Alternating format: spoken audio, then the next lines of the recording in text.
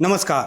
Point की बात में आपका स्वागत है। मैं हूं उमा शंकर सिंह और आज मुलाकात एक ऐसी शख्सियत से जिनका भारत के साथ पुराना नाता है। हालांकि जिस देश से वो आते हैं उस देश के साथ भारत के रिश्ते हाल के दिनों में काफ़ी चर्चा में रहे हैं। जी हाँ, मैं बात कर रहा हूँ बांग्लादेश की और हमारे साथ हैं बांग्लादेश के उच्चायुक्त श्री रियाज हमीदुल्लाह साहब। आपका स्वागत है पॉइंट की बात में। शुक्रिया। और बहुत शुक्रिया हमें वक्त देने के लिए। आज का दिन बहुत मुबारक दिन है आपके लिए और चुनाव के नतीजे आ गए हैं और एक बहुत अच्छा चुनाव बांग्लादेश में हो गया है। आपकी पहली प्रतिक्रिया? मैं थोड़ा मेरा हिंदी जो भी हो टूटा फूटा, मैं उसमें कोशिश करेंगे कि बात करने के लिए जी। ठीक है, आपके जितने दर्शक होंगे वो तो हिंदी और उर्दू मतलब मिक्सचर जो भी हो, मैं कोशिश रहेंगी। देखिए, कैंपेन शुरू हुआ 22 जनवरी से 19 दिन लगातार कैंपेन चला है। बहुत सारे लोग बहुत जगह से सोच रहे थे कि ये कैंपेन कैसे रहेगा, वायलेंस होगा कि नहीं, सब कुछ। कैंपेन जब ख़त्म हुआ शायद 9 तारीख मिडनाइट को, तब तक देखा गया कि इतनी सिर्फ पीसफुल नहीं था, मतलब दोनों तरफ से, मतलब जो विपक्ष के जो लोग थे, मतलब किसी से वो हंगामा तो कोई दूर की बात, मतलब एक हमदर्दी था। That is I think the right word. ये पहले देखा गया। ये शायद बांग्लादेश में भी कब वायलेंस होता है। देखिए, 127 मिलियन मतलब साढ़े 12 करोड़ से ज़्यादा लोग रजिस्टर्ड वोटर थे। जी। आप देखा गया कि 7.5 मतलब 60% लगभग वोट हुआ है, लोग आए, वोट दिया है। उस हिसाब से आप सोचिए कि 7.5 करोड़ से ज़्यादा लोग वोट दिए, ये कम नहीं है। जी। और बिल्कुल स्पॉन्टेनिटी के साथ लोग गए। लोग व्हील चेयर में गए, लोग गए। हमारी मम्मी भी शायद शी 75 प्लस, आई सॉ कि she also went on wheel chair and all that. हालांकि वो फैसिलिटी भी नहीं था। जी।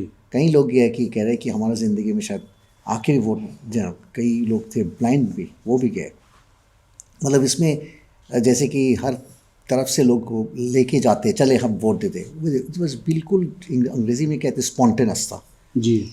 तो उस हिसाब से एक बहुत खुशी बनाने के, खुशी की महल से लोग गए।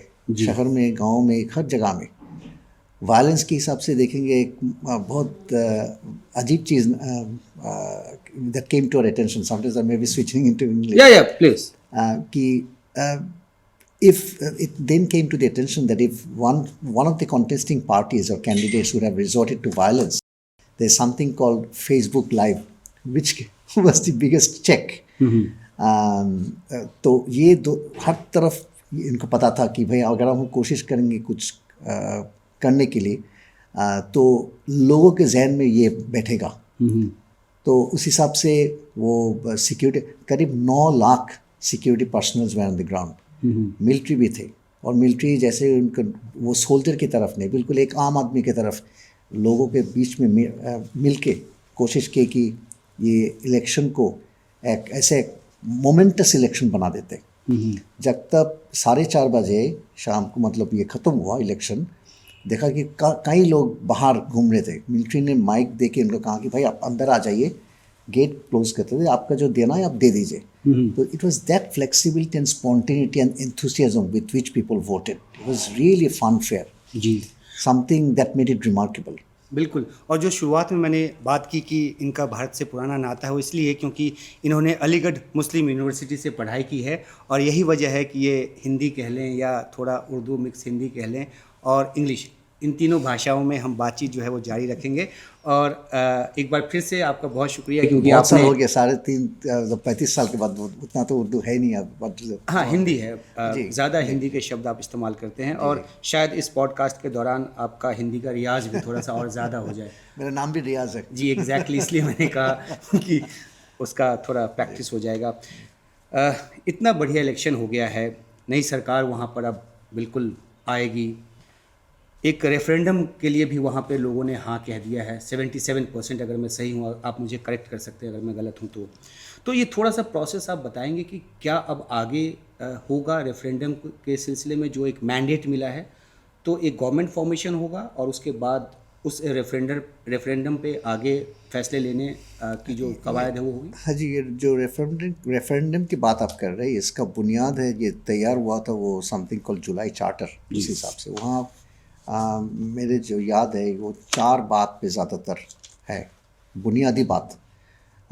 एक है कि आगे बांग्लादेश में जितनी चुनाव होगा, इलेक्शन होगा, उसमें वो केयर टेकर गवर्नमेंट कंडक्ट करेंगे। ये पहले था, ये रिस्टोर कर रहे हैं।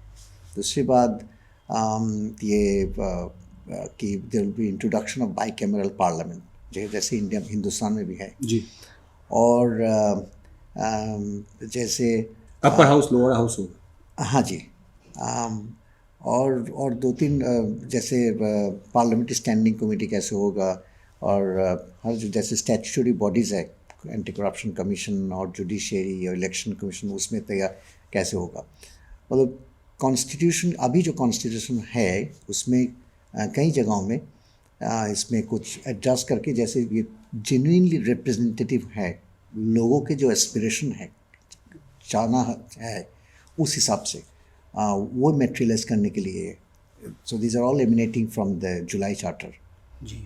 और क्योंकि आप भारत में उच्चायुक्त हैं बांग्लादेश के, आपके लिए अगर जो मैं समझता हूँ कि एक कांटों भरा जो राह है वो रहा है अभी हाल के दिनों में, एक तरफ ढाका, एक तरफ दिल्ली, बीच में आप जो एक ब्रिज का काम जो है वो कर रहे हैं, तो आपको क्या लगता है इस चुनाव नतीजे के बाद आपकी राह कुछ आसान हुई है एक डिप्लोमेट के तौर पे? अंग्रेजी में कोशिश जी। करेंगे अभी। जी। Basically any relationship, I'm here for 10 months now, and my realization and conviction from day one when I landed on precisely on 7th April has been that any relationship you can look at in different ways. You can see it as a challenge, but my belief and conviction has been every challenge is also an opportunity. Question issue is that how do you approach and how do you look at it, and also how do you define it. Also, we often tend to define a relationship in terms of, let's say, what is the quantum of a trade and such. I think, and rightfully I think, and that's what I've been trying, that let's not look at a relationship in terms of the trade volume or the price tag, which is economic engagements and so forth.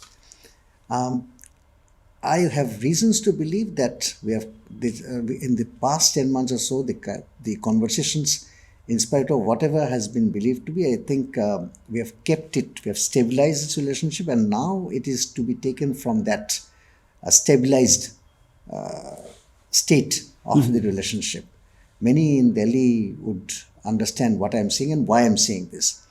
The relationship can also be looked at in terms of the state of politics, but my take is that state of politics is the state, essentially a manifestation of the thinking, preference, mood of a state at a given point of time. So I would say that let us go a little deeper in terms of understanding Bangladeshi society of the contemporary times. Essentially at the heart has been the aspiration. We have a very younger demography. Yeah. Just to give you a sense, median age is 28 years. And I was checking the demographic figures. Above 55, 55 साल के ऊपर जो लोग हैं, there is only 14%, 1/4. Now you can imagine, and that's why in many seats when people say, that gentleman could not pass through and etc., because people genuinely felt they would speak up their mind. So what you are trying to say is that a full, generation has changed. And I was also I was doing my research, I got to know that 52% of Bangladesh population is under 35 years. तो उनका aspiration अलग तरह का है.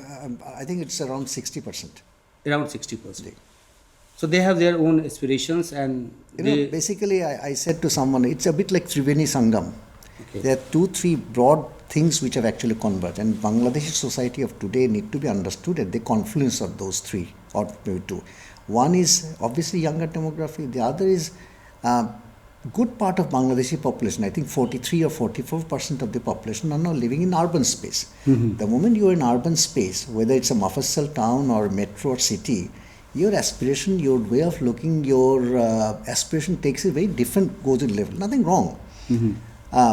And the third is, it's digitization, which is working as a tremendous catalyst So I was just checking, let's say, around close to, let's say, 68 to 70 million people have direct access to mobile phones. Some have 2 or 3 SIM cards even.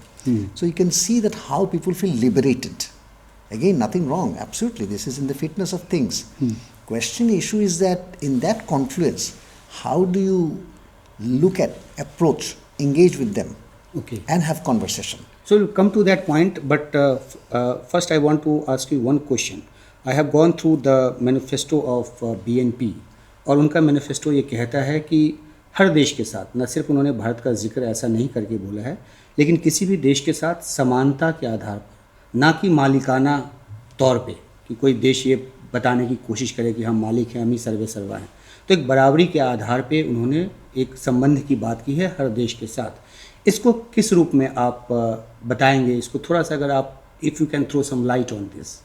If I'm to summarize much that has come out through interviews, interactions, public statements, manifesto including, it's essentially that relationship with any key country, obviously India is our the neighbor, where it's to be approached on the basis of, let's say, principles like equity, dignity, mutual trust and respect, not as a matter of cliche, and sharing of benefits.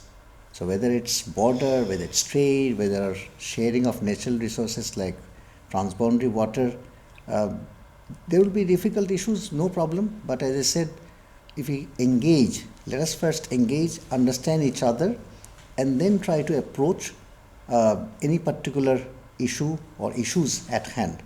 Then we believe that it's possible to address the issues. थोड़ा पीछे जाकर देखें तो जिस तरह से एक trust deficit नज़र आया इंडिया और बांग्लादेश के रिलेशन में, क्या लगता है कि अब वो अस्थायी रहेगा? आगे आने वाले दिनों में ट्रस्ट डेफिसिट जो है वो कम होगा गवर्नमेंट के लेवल पे? बिल्कुल. As I said that, I have walked in this town for 10 months. I have had difficult conversations, but then I could see that sometimes I could reason and the other side could also understand the reason, and that's how I have navigated. So that gives me sufficient conviction to say that it's one way to say that there is trust deficit, but there are also other way to understand and approach that. Otherwise, I think we have not have been able to come thus far, and I'm not to engage with you in this kind of conversation. Yeah, I can understand. Prime Minister Modi has also congratulated. उनका भी संदेश जो है वो Twitter के ज़रिए गया है, और हमने ये भी देखा है कि जो अब सत्ता पक्ष होने जा रहा है, जो पार्टी बनने जा रही है, उनके स्पोक्स पर्सन की तरफ से भी एक वेलकमिंग स्टेटमेंट जो है वो आया है। तो लगता है कि रिश्तों में जो जमी बर्फ़ है वो अब धीरे धीरे पिघलेगी। बिल्कुल, that's what I was trying to hint you, that I have seen.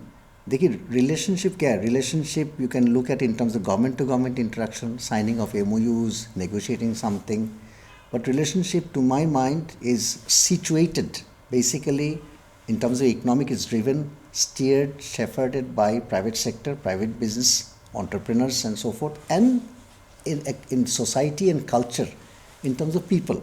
जो sometimes we call it people to people culture, but I think let's take it deep down and see, let's unpack it and see how we can creatively infuse excitement, innovation, because of the new demography, because of the new color that has come, which possibly sometimes we have not looked at the way it should have been looked at, where the people would have wished us to look at that. That is, I think, should be the order of the day.